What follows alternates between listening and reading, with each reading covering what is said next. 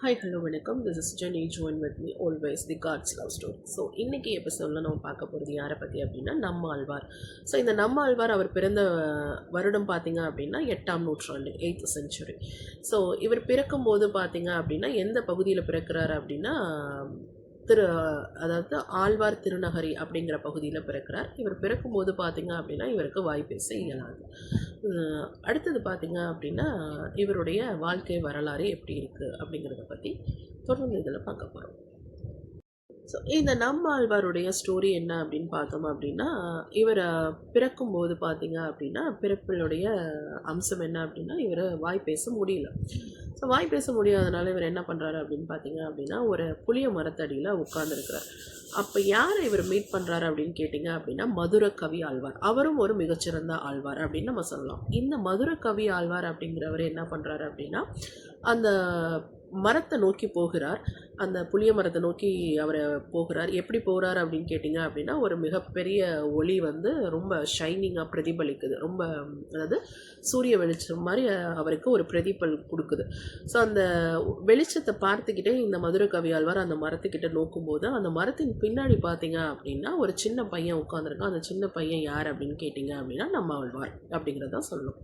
So இந்த மதுர கவி ஆழ்வாரை நம்ம ஆழ்வார் மீட் பண்ணக்கூடிய தருணம் அப்போ தான் அவருக்கும் அந்த கடவுளுடைய ஒளி வெளிச்சமாக அவர் மேலே பிரதிபலிக்குது. அதன் பிறகு அவர் வந்து பார்த்திங்க அப்படின்னா பேச தொடங்குறார். ஸோ இது அவருடைய வரலாறாக சொல்லியிருக்காங்க. அடுத்து இவரும் 4000 திவ்ய பிரபந்தத்தில் முக்கியமானவர். இவரது பாசுரங்கள் பார்த்திங்க அப்படின்னா பெரிய திருவந்தாதி, திருவாய்மொழி, அடுத்தது பார்த்திங்க அப்படின்னா திருவிட்டாரம், திருவிச்சாரம் அப்படிங்கிற மாதிரி ஒரு 4 பகுதிகளில் நம்மாழ்வார் பாசுரங்களாக எழுதியிருக்கிறார்.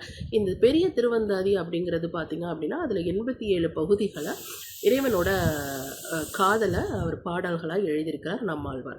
இந்த ஆழ்வார் அப்படிங்கிற மீனிங் பார்த்திங்க அப்படின்னா இவர் எந்த அளவுக்கு, அதாவது ஒரு பெரிய கடல் பகுதி இருக்குது, அந்த கடலில் நம்ம எந்த அளவுக்கு டீப்பாக உள்ளார போய் நம்ம பலவிதமான அதாவது அமைப்புகளை பண்புகளை நம்ம பார்க்க முடியும். எந்த அளவுக்கு நம்ம கடல் பார்த்திங்க அப்படின்னா அவ்வளோ மிகப்பெரிய ஆழமானது, அதுலேருந்து நம்ம வெளியில் வர முடியாது இல்லையா.